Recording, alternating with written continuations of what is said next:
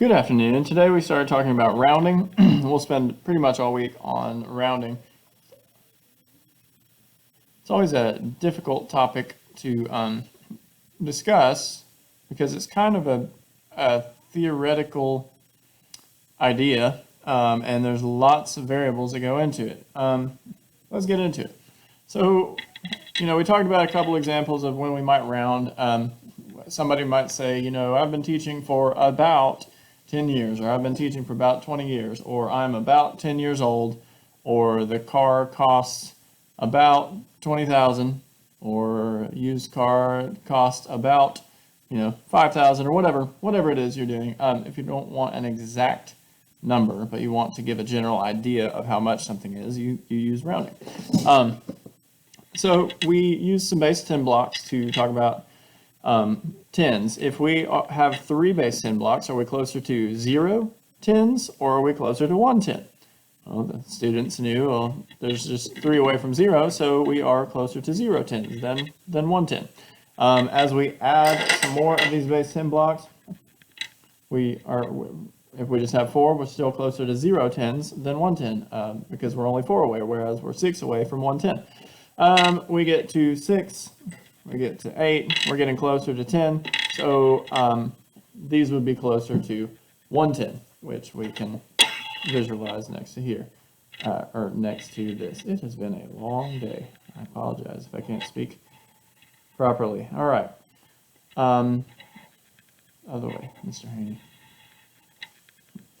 So as you see, this is closer to 110 than no tens. And you can do that with anything. You can do that with tens. If we have 3 tens, it's closer to 0 than it is to 100. If you have 6, however, 6 tens, you're closer to 100 than you are to nothing. And then you do the same thing with hundreds. One 100 is closer to 0 than it is to 1,000. And if you have 8 100s, you're closer to 1,000 than you are 0. But also, you can do things in between. For example, if I have, let's say, 33, which 10 am I closer to? Am I closer to 30 or to 40? Well, to get 30, I just need to take 3 away. To get 40, I need to add 7 more ones. So it would be 7 movements versus just 3. 1, 2, 5, 6, and 7. So we have 40 here. It was more steps to get to 40 than it was 30. You can also do this with larger numbers. You have 100, 144. We could find out what the closest hundred is. Is 144 closer to 100 or 200? And is 44 away from 100? It's 56. 56 away from 200, right? Yeah. And so we could round to the nearest hundred as being 100.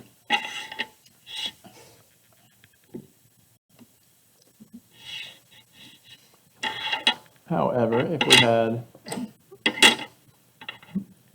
160, that's going to be closer to 200 than it is to 100. So all that I just said, theoretically, is good enough. But here's a visual that seems to help the students. I have a number line here. It is kind of a roller coaster. We talked about roller coasters. We have nothing on this side. We have 5 in the middle, and we have 10 here. And if it's a number line, we know that it goes on forever in that direction, it goes on forever in that direction. But if we are thinking about rounding to the nearest 10, if I have a car traveling along this route, and let's say we make it to 3, well, where's gravity going to pull it if it's at 3? It's going to pull it backward.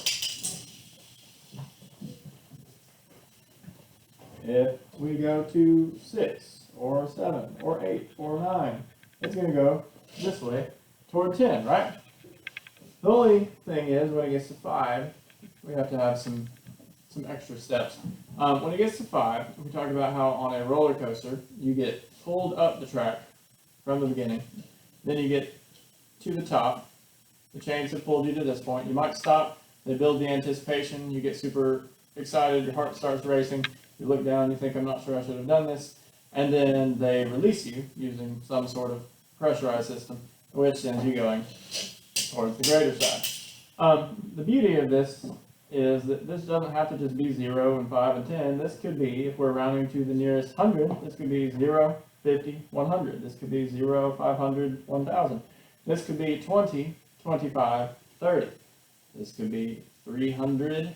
This could be 350, 400. Whatever we need it to be, whether we're rounding to the tens or the hundreds or the thousands, 10,000s, 100,000s, millions, we can use this setup for any of those.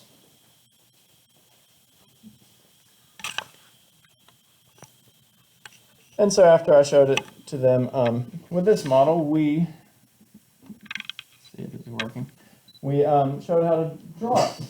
You can use it as a drawing. So instead of just drawing a regular number line, they kind of draw the roller coaster number line, and you can put whatever numbers you would like in each spot. There's a saying that many teachers use for this to help them remember: 5 or more, raise the score; 4 or less, let it rest. That just means if you're rounding, let's say we have 465, and we're rounding to the nearest 10, this 5 is going to, we have 460 here, and we have 470 here. Because there's a 5 in the ones place, we're rounding to the nearest 10, this 5 or more is going to raise the score, and the nearest 10 is going to be 470. Okay? So the questions that I had them ask today were, the first thing you want to think about is, to which place value are you asked to round? Are we asked to round to the tens, to the hundreds, the thousands? What are we asked to round to? After that, you want to, let's get an example. 7,428. Okay, so if we want to round to the nearest 1,000, we can make a number line like this. And this is, we're rounding to the nearest 1,000. So I want to count by 1,000. And we have 1,000, 2,000, 3,000, 4,000, 5,000, 6,000, 7,000, 8,000, 9,000, 10,000. Well, going through those, I know that when I say this number, it's 7,428. 7,000. So that's going to be one number that I have on this number line, 7,000 on this side. And when I counted from 1,000 to 10,000, the next 1,000 that came was 8,000. So over here, we have our 8,000. In between those, we would have 7,500. And if we put our tick marks, 1, 2, 3, 4, 5, 6, 7, 8, 9. If we separate this 1,000 into groups of 10, we have 7,100, 7,200, 7,300, 400, 5, 6, 7, 8, 9, up to 8,000. Well, 7,428, we have 7,100, 200, 300, 400. 7,428 is going to be somewhere up here. So if we imagine our car again, we have it sitting right here, and it's going to fall backward towards 7,000. So the nearest 1,000 to 7,000 would be, to 7,428 would be 7,000. If we wanted to find the nearest 100, we could do the same thing. Set up the roller coaster. But this time we want to think about the hundreds. So we have 7,000 something here. We're going to have 7,000 something here as well. But in this case, we're going to go to the hundreds place. We have a 4 in the hundreds place here, so we have 7,400. The next 100 is going to be 7,500. And if we break this into 10 parts, instead of it being hundreds, we now have tens, because between 400 and 500, there's 100 numbers, whole numbers. We'll talk about fractions later in the year. So from here to here, we have 7,400, then 7,410, 7,420, 30, 40, 7,450, 7,460, 70, 80, 90, 7,500. If we have 7,428, we know it's going to be a little past 20, just a little before 30. 7,428 will be about here. It's going to fall once again backward this way. So our nearest 100 is going to be 7,400. And we can do this all the way down to the ones, the tens. Long day, I'm telling you. Long day. But a good day.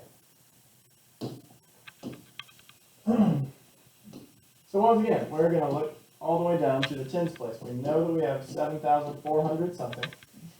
7,400 something. We know this one's going to be 20. 7,420. Over here we have 7,430. And then we're going to be just going by ones here. 7,428. This is 7,425. 6, 7, 8. We're right here. In this case, it's going to be closer to 7,430. 5 or more raise the score. 8 is more than 5, so we're actually going to go up. Our nearest 10 is going to be 7,430. They don't have to use this every single time that they round, but this is kind of a visual to help them imagine that.